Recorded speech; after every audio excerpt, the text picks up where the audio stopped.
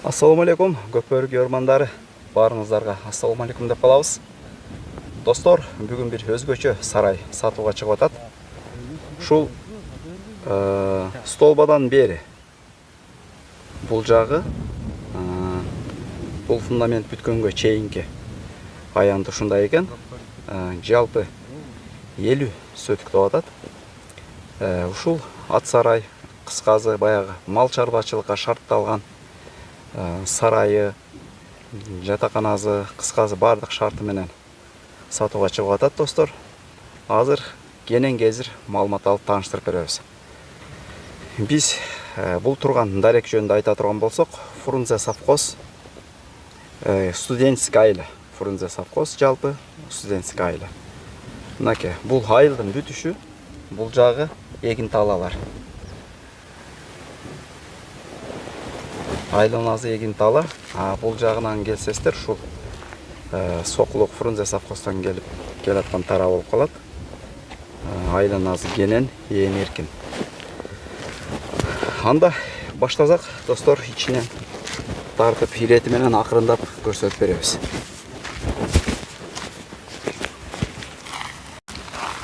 Бисмилла дегенде, мынакей пескоблок менен айланасы толук курчалган. Бул жакта темир дарбазасы менен машина, жеңил машина, чоң машина шыгылса, КамАЗдагы баягы чөп ташыганга дагы кенен кирип чыкканга коюлган дарбаза экен. Мынакей жалпы имарат ушул дарбазадан кире бергенде башталат, достор. Ассаламу алейкум. Алейкум ассалам. Кандайсыңар, жакшыбы? Аллага шүгүр, жакшы. Анда бир ирети менен тааныштырып баштасак, бул жактан мынакей корон дарбазадан кире бериши, достор. Бул адам жашаганга курулган үй экен, ичин көрсөтпөй эле коелу. Негизи азыр учурда адам жашайт. Жалпы аянты канча, бул канча бөлмө? 4 бөлмө, бул жакта душовой, ысык суу бүт бардыгы бар. Кухнясы менен. Кухнясы бар. Мынакей. Киштер жашайт биякта. 8ге канча? 8ге 6 ушундай экен. 8ге 6 экен. Бул кире беришиндеги биринчи. Ушул жерде кызматчылар жашай турган жер экен. Анда бул жагынан кете турган болсок, бул контейнер эмненики? Бул контейнер эме. Ошо кийинүүчү жерде бул деле ошол биздин сакталышы, иштегилерге эме. Склад экен, достор. Анан бул полный камера менен эметилген өзү. Камеранын немеси да ушул жерде сакталат бүт. Өзү негизи бүт жагынын аянты камера менен Курчалган, курчалганы көрүнүп турат бардык жагы. Мынакей, достор, анда мына бул имараттын биринчи башталышында бир да ачык навес бар экен. Бул ошол кой бакса да болот. Негизи мындай бош кой берип бакса болот бардык эле нерсени, тай, мал деле дегендей. Ошондой курулары цементтен жасалган. Мындайча айтканда баягы жайкы. Кеч күзгө чейин, эрте жазга чейин ушул жерде мындайча айтканда кенен диниктер экен. Койго дагы, уйга дагы шылса кенен бош кой бергенге ыңгайлаштырып жасалган экен, достор.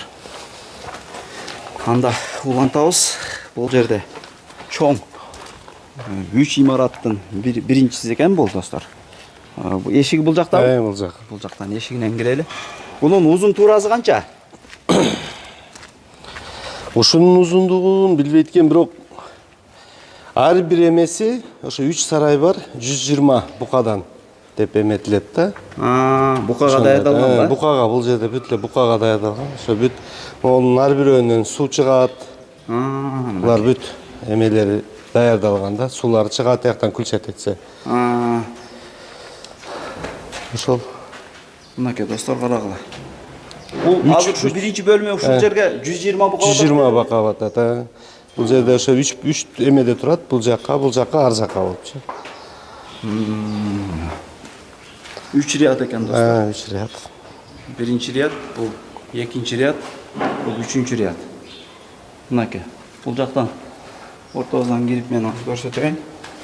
Араба менен кирип жем саласың, чөп саласыңбы? Мына ушунда ачык ортосунда зона бар экен. Чар. бүт суу чыгат бияктан мына. Насыл. Суду, эмне крандан эле бошотуп коет экенсиң да бу жерден, Кетсең бүт суу чыгат өзүнөн. Бүт бардыгы 3 сарайда ошондой. Достор карагыла, ар бир берке ушундай коюлуп чыгыптыр да. Мынакей. Кыскасы ордунда багылат экен, жылбайт экен, сууду да ташып отурбайсың. Шарты өтө жакшы түскөн экен. Семент мынакей. Барекелде. Ошол ар бирөөнө камера коюлган. Ар бир сарайда бар, Э? Камералар коюлган. Бул жарыктар полный иштейт. Иштейт, свет өчүрүп койгонбуз, иштейт. Анда улантабыз. Бул эмне? Бул баягы ошол көң малдын кыгын алып чыгып таштаочу жер. Азыр алып кетилек, алып кетебиз дешип аткан эле могул жердечи. Бул жер чукур, чукур бул полный баягы стяжка өзү жасалган. Трактор монтип сүзүп алып чыгып кете берет. Бул жерде жакында мал турган да, азыр көп мал турган, 150-200 мал турган үчүн толуп калды эле. Эми жыйдырабыз да. Анан жазалган экен. Бүт эменин бардыгы малдын эмеси минерге келип төгүлөт. Булдан канализация тышка чыгып кетет ар жаккачы. Насос менен айдалып. Бул жер эми баягы булардын эмесине кандай десем, мал союлуучу жай деп туруп кылсак деле болот да, ошондой. Могу жерде бүт баягы суу насостор турат. Ошол жерге бүт чыгарылган. Кылчат этсең баары кетет. Бул жакта да крандар иштейт, бардыгы. Ошондой.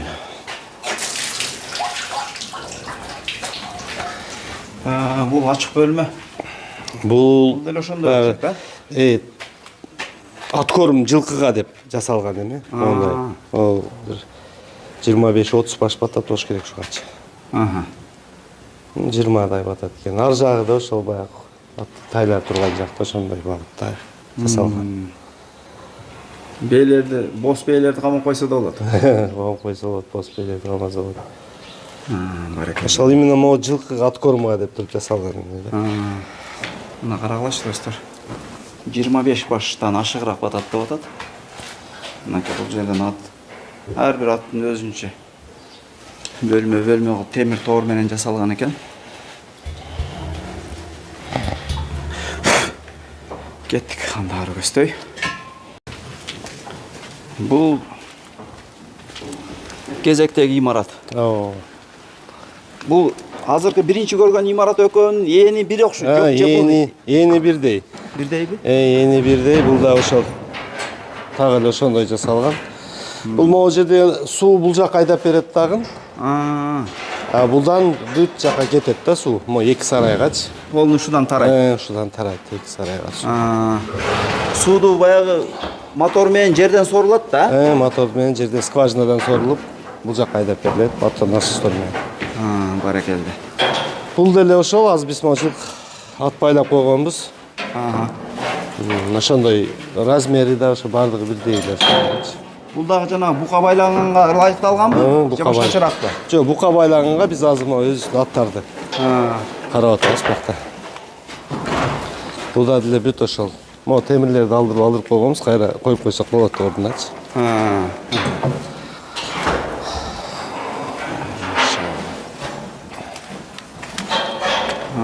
Буга чейин жан бөлүп койгон экенсиңер да? Бардыгы эле ошол. Ошондой эле. Мына жинжирлар эмне? Букалардын мурдуна байлап койгонгобу? Бул ошо ар бирөөнүндө бар да бул. Ар бир эме бука байлагангачы. Эмеси менен ошокто. Мынакей достор, карагылачы. Экинчи бөлмө жөнүндө ушундай болду. Кыскасы, азыр эки имарат бири-бирине окшош экен. Полуна эмне төшөлгөн? Кирпичпи? Кирпич, бүт баары кирпич. Бул баягы ортосундагы лоток бок чыгарган. Бул баягы бок сийдиги уш жака түшөт, ушудан чыгарылат да. Сийдиги монун ар бирөө барып агып жанагы мен көрсөткөн жерге түшөт да. Ушул жерден өзүнөн элеби? Өзү агып барып ошол жака түшөт полный. Богун эле алынат да бuyakta. Тигини эме менен канализация менен тияка тышка айдап салат. Кеттик достор. Анда мынау дагы бир ушундай чоң узун имарат бар экен. Бул экөөнүн да узунураак окшойт. Булчу мынау бассейнге окшогон. Бул баягы слез сактай турган жер. Ошо именно буга. Ошого слезко деп багытталган. Слез сакталса сон болот бул жердечи. Мынакей.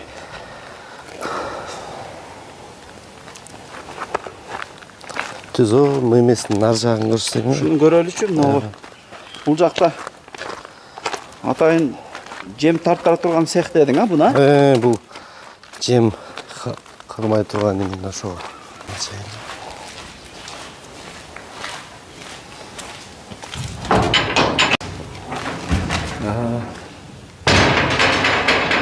Ушундай кампа экен достор. Жемкана кампа. Бул жерге машина кирет, өзү сразу аударып кете берет. Мындай чоң кароо тазы менен экен. Бийик өтө. Канча бир 5ке 8-9 бар окшойт аянты. Бул тегирмени иштейт. Контейнерлер стойлар, ичинде эмелер бар, мешоктор. Жем сактаганга месталар экен.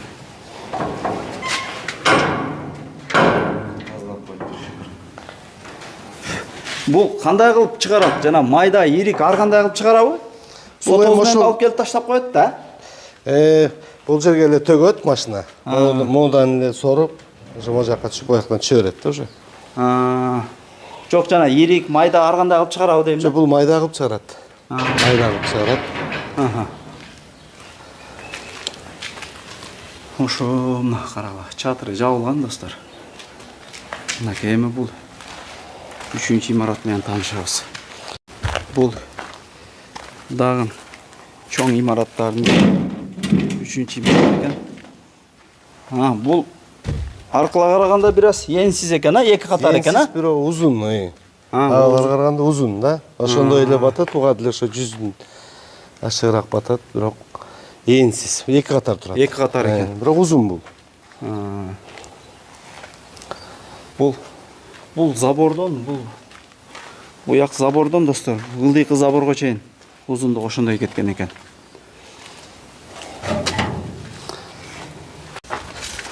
Буяктан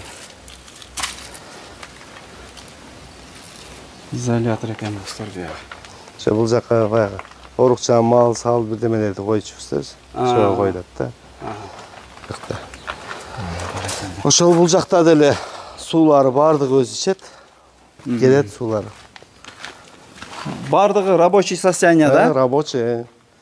Рабочий бардыгы. Алып келет, бакса иштейт баары. Пайдаланса.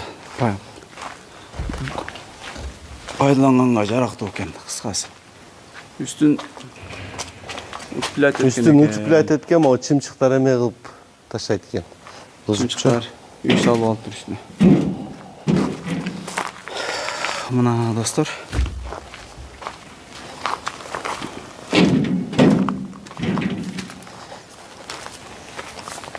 Ошондо бул 3-чү имаратыбыз ушул заборго чектелип салынган экен. Бул жакта чөп кампа. Узундугу бир 50-60 метрдин ченинде, эни 10 метрге чейин экен. Ушул жерге канча түк батат? Бул жерге 25 000 түк батат. 25 000 түк. 25 000 түк батат. Жерге батат. Чөп майдалаган эмеси. Электрик экен. Бул да иштейби? Иштейт баардыгы. Иштейт. Баардыгы рабочий. Негизи могу эме жакшы салынган эме. Чоң, аябай чоң. Карабалы. Айбалы. Яка ушундай машина менен арты менен келип төгүп кете берет экен. Мына достор, ушундайча маалымат болду. Электричество жагы кандай, Нурдин? Электричество жагы бул жакта 3 фаза бар. Трансформатор ошол могу жакка коюлган. Ошо менен бирге биздики. Кошуна менен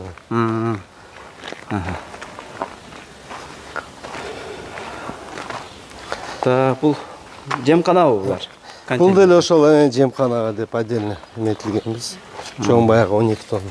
40 тонналык контейнерларда коюлган. Эки контейнер бул жерде.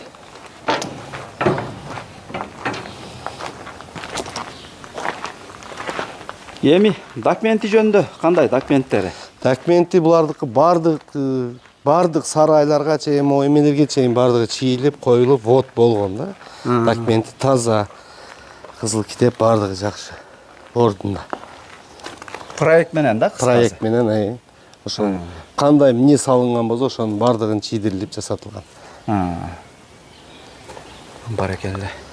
Достор, мынакей, ушундайча таанышып чыктык бул сарайлар менен. Кыскасы, мындайча айтканда, жалпы азыр мына ушул жерде 3 чоң сарай бар экен. Ушул 3 чоң сарайга жалпы канча букага место бар? 350ге бар да. Үчөө бири бар, 150ден. Жок, 350ге. 115, 110 ушундай болот. 350ге, үчөө бири. 350 букага таза место бар экен, достор. Элестетебиз эми 350 бука. Эми мындан сырткары аз көрдүңөр, бул бияк бурчунан көрдүк, өзүнчө кой жандыкка даярдалган. Тиги башынан көрдүк. Андан сырткары дагы жылкы кой кармазы дагы. Ат корумга месталар бар. Ат корумга месталар бар экен. Жылкы шарты менен салынган экен. Жалпы аянты 50 сотик документ менен. Кыскасы ушул мал чарбачылыкка ылайыкталган. Ушул жер баасы 180 000 доллар деп коюлуп атат. Ошол, достор, анда барыңыздарга ассаламу алейкум деп калабыз.